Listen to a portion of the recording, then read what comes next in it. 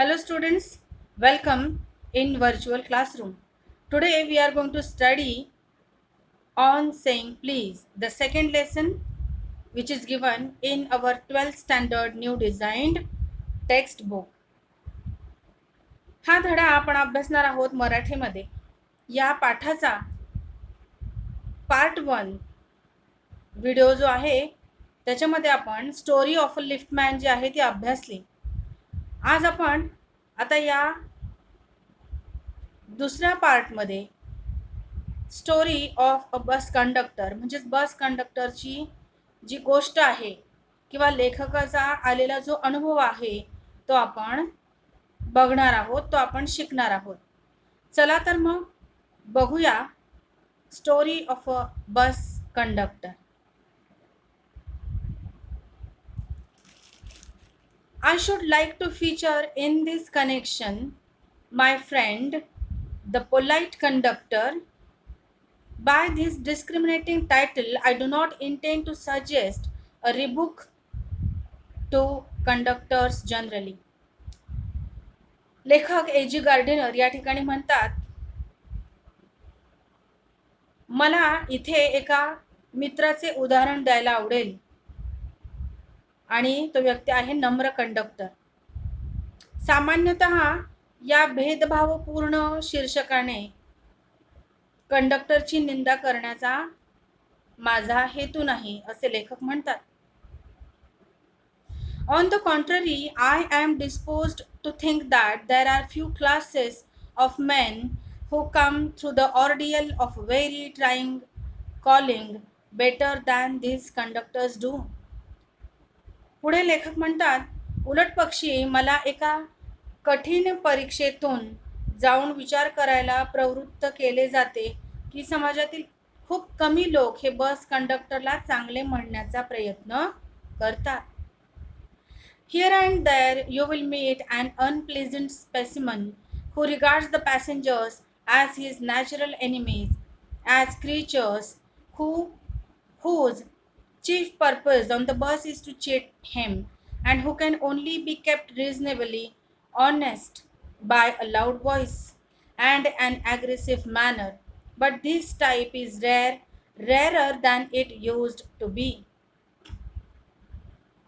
लेखक म्हणतात, जिकडे तिकडे तुम्हाला एक अप्रिय नमुना व्यक्ती भेटेल जो प्रवाशांना त्याचा स्वतःचा नैसर्गिक शत्रू मानतो.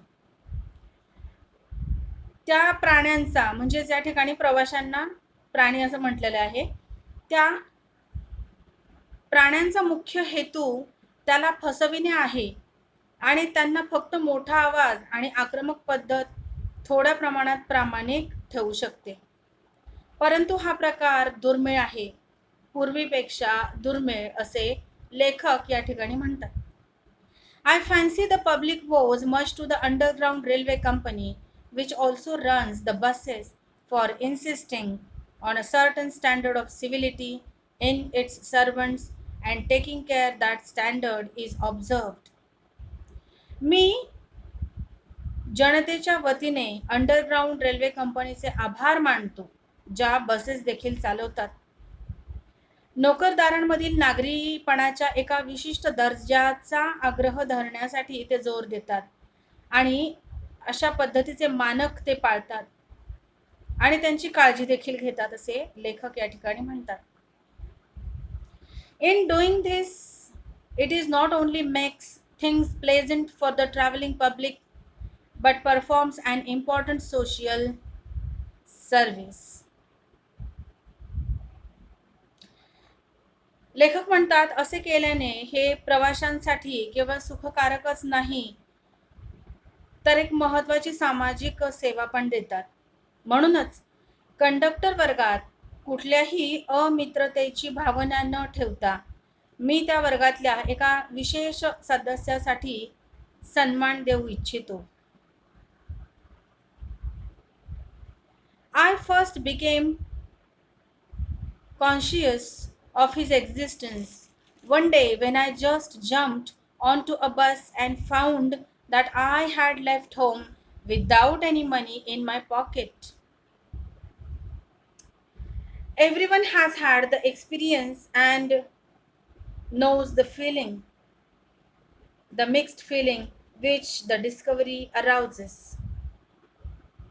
मी पहिल्यांदा त्याच्या अस्तित्वाबद्दल सचेत झालो जेव्हा एका दिवशी मी बसमध्ये चढण्यासाठी उडी मारली आणि मला असे आढळले की मी खिशात पैसे न घेता घर सोडले आहे, असे लेखक या ठिकाणी म्हणतात. प्रत्येकाला हा अनुभव आलेला असतो आणि ती भावना पण माहीत असते, ती मिश्र भावना जी शोध जागृत करते. You are annoyed because you look like a fool at the best and like a knave at the worst. You would not be at all surprised. The conductor eyed you coldly, as much as to say, Yes, I know that stale old trick. Now then, off you get. तुम्ही रागावलेले दिसतात कारण आपण सर्वात चांगले एखाद्या मूर्खासारखे आणि सर्वात वाईट एखाद्या गुलामासारखे दिसता. तुम्हाला अजिबात आश्चर्य होणार नाही की कंडक्टरने तुम्हाला शून्य भावनेने बघितले हे म्हणण्यासाठी, होय, मला ती जुनी युक्ती माहीत आहे, आता तर तुम्ही उतरा. And even if the conductor is good fellow and lets you down easily, you are faced with the necessity of going back and the inconvenience perhaps of missing your train or your engagement. आणि जरी conductor एखादा चांगल्या प्रकारचा सहकारी असला आणि तुम्हाला सहजपणे खाली उतरू देत असला तरी तुम्हाला परत जाण्याची शक्यता असते आणि असुविधेचा सामना करावा लागू शकतो. कदाचित त्यामुळे तुमची ट्रेन किंवा एखाद्या साखरपुड्याला पोहोचण्यासाठी उशीर होऊ शकतो. Having searched my pockets in vain for stray coppers and having found I was utterly penniless, I told the conductor with as honest a face as I could assume that I could pay the fare and must go back for money.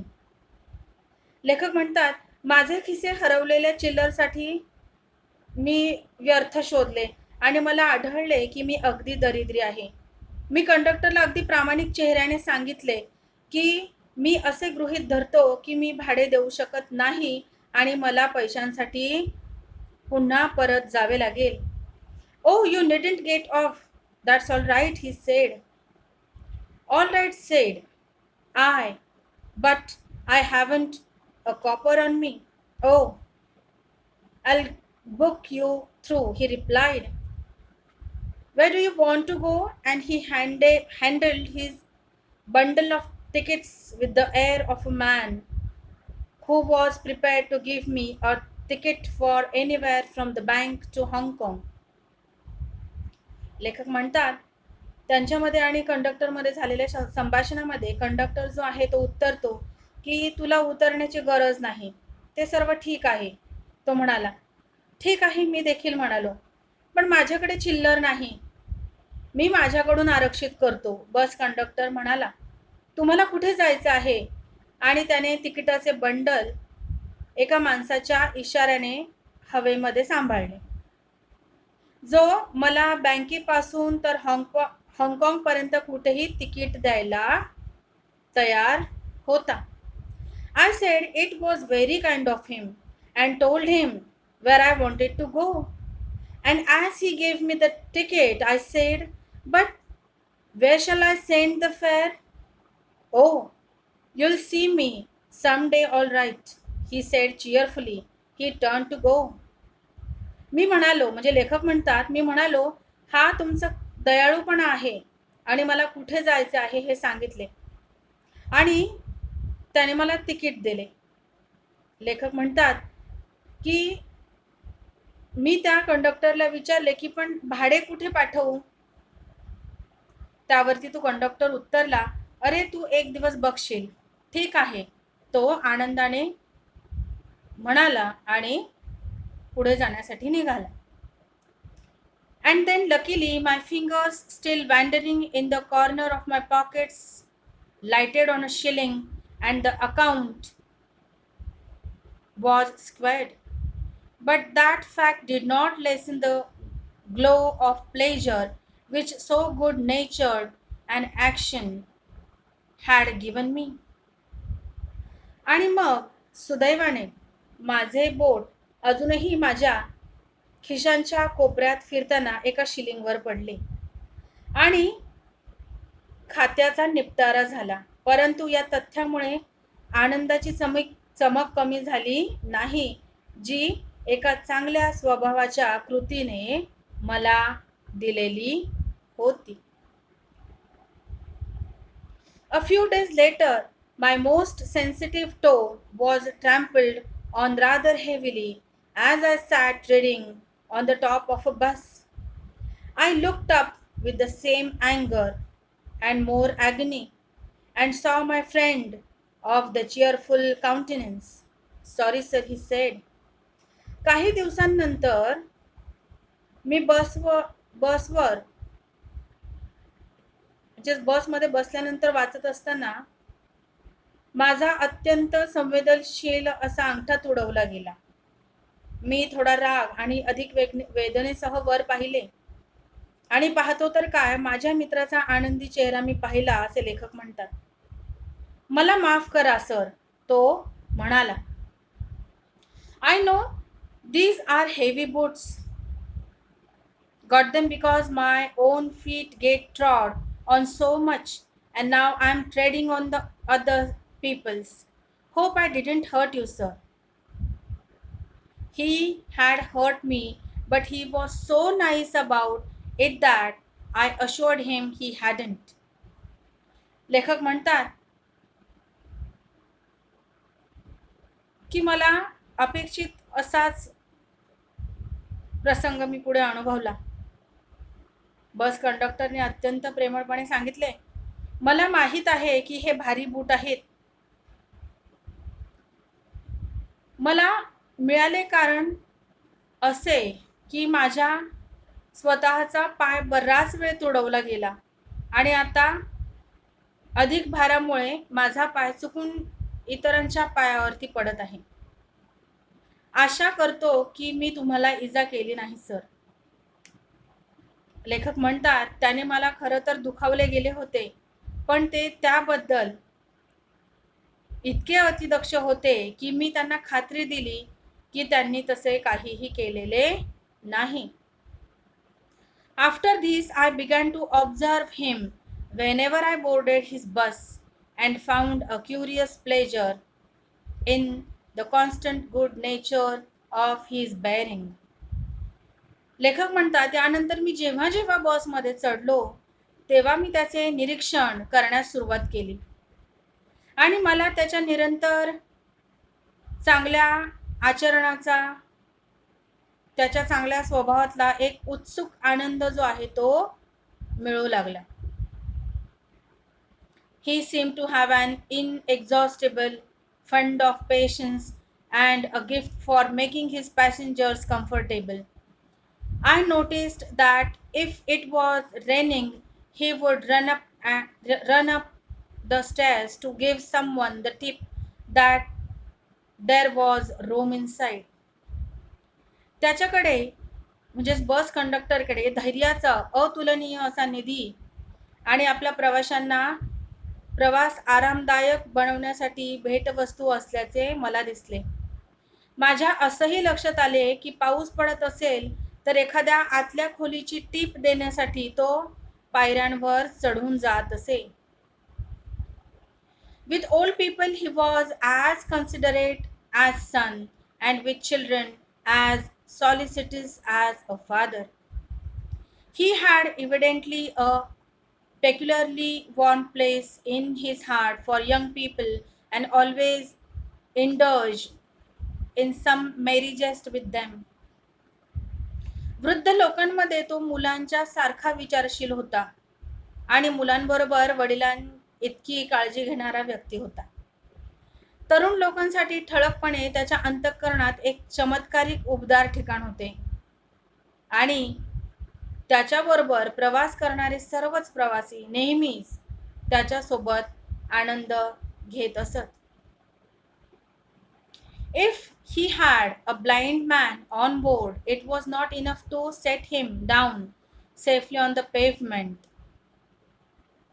He would call to Bill in front to wait while he took him across the road or round the corner or otherwise safely on his way.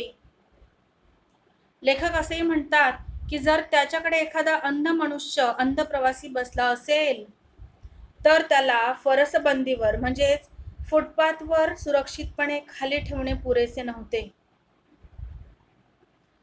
तो समोर बिलला थांबवण्यासाठी आवाज द्यायचा, तोपर्यंत तो त्याला रस्त्याच्या कडेला किंवा जवळ किंवा अन्यथा सुरक्षितपणे त्याच्या मार्गावर देखील सोडून येत असे.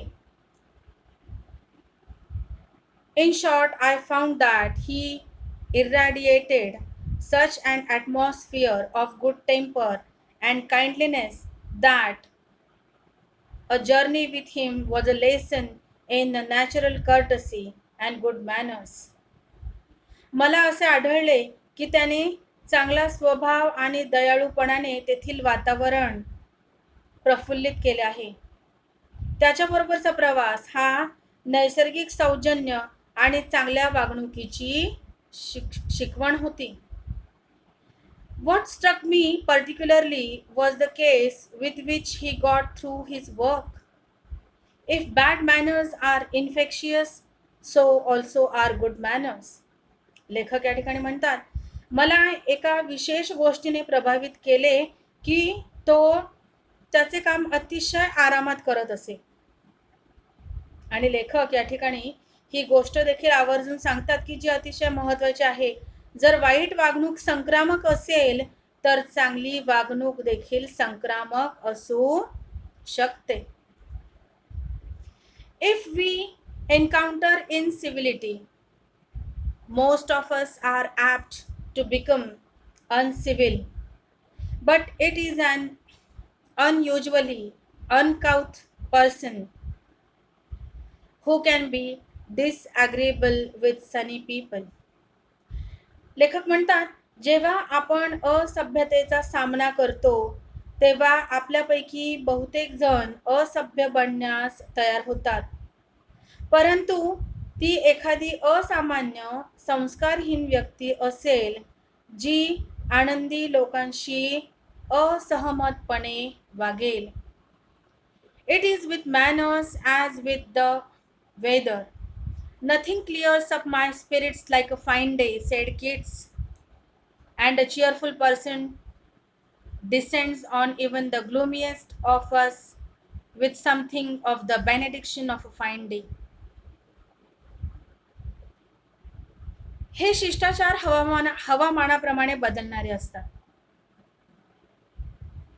माझ्या आत्म्याला एखाद्या चांगल्या दिवसासारखे शुद्ध काहीही करू शकत नाही असे किट्स म्हणतो. किट्स हा एक प्रसिद्ध कवी. एक आनंदी व्यक्ती आपल्यापैकी सर्वात निराश व्यक्तीवर अशा पद्धतीने प्रभाव पाडते की तो एक चांगल्या दिवसाची मंगल कामना केल्याप्रमाणे आहे. And so it was always fine weather on the polite conductor's bus, and his own civility, his conciliatory address and good-humored bearing infected his passengers.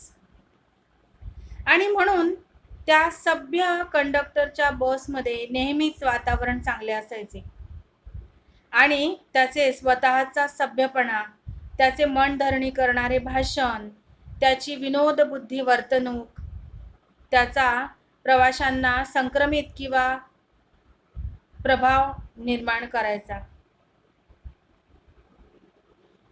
In lightening their spirits, he lightened his own task. His gaiety was not a wasteful luxury but a sound investment. प्रवाशांच्या आत्म्यांना उज्ज्वल करताना त्याने स्वतःचे कार्य उजळलेले होते. त्याचा उत्साहीपणा आरामदायी काम करण्याची पद्धत नव्हती, परंतु ती एक अतिशय चांगली अशी गुंतवणूक होती. I have missed him from my bus route of late, but I hope that I only means that he has carried his sunshine on to another road. लेखक म्हणतात, अलीकडे बस मार्गावर मला त्याची अनुपस्थिती जाणवत होती, पण मला आशा आहे की त्याने आपला सूर्यप्रकाश म्हणजेच आपला चांगला स्वभाव जो आहे तो दुसऱ्या रस्त्यावर घेऊन गेला असेल. म्हणजेच तो आता दुसऱ्या मार्गावरच्या लोकांना देखील अतिशय प्रसन्न ठेवण्याचा प्रयत्न करत असेल. It can't be too widely diffused in a rather drab world, and I make no apologies for writing a panegyric on an unknown bus conductor. लेखक या ठिकाणी म्हणतात,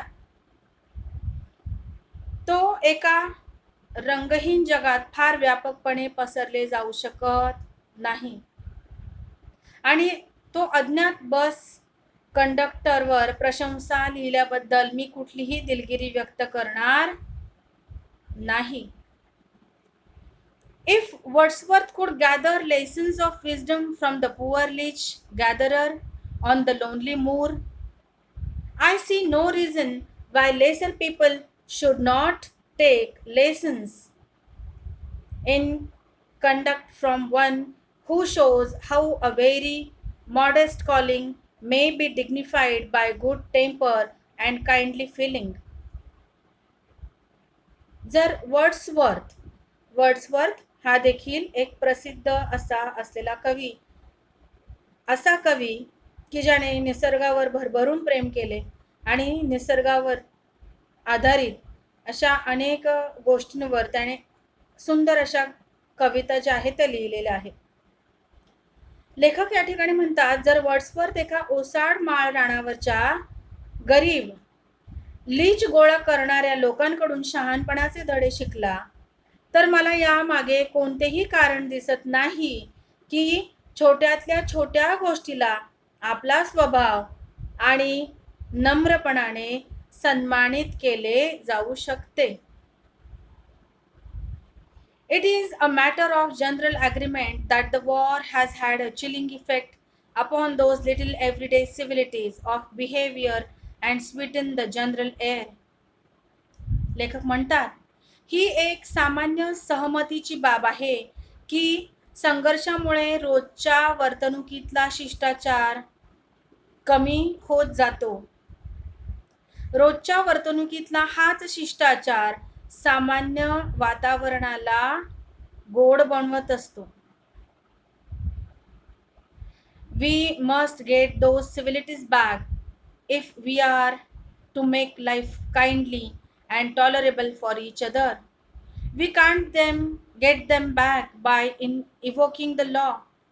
The policeman is a necessary symbol, and the law is necessary institution for a society that is still somewhat lower than the angels.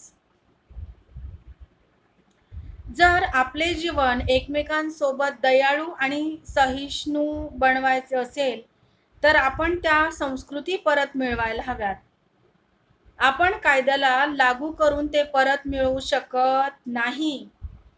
Police हा एक आवश्यक प्रतीक आहे आणि कायदा ही एक समाजासाठी आवश्यक अशी संस्था आहे की जी अजूनही देवदूतांपेक्षा कमी नाही. But the law can only protect us against material attack.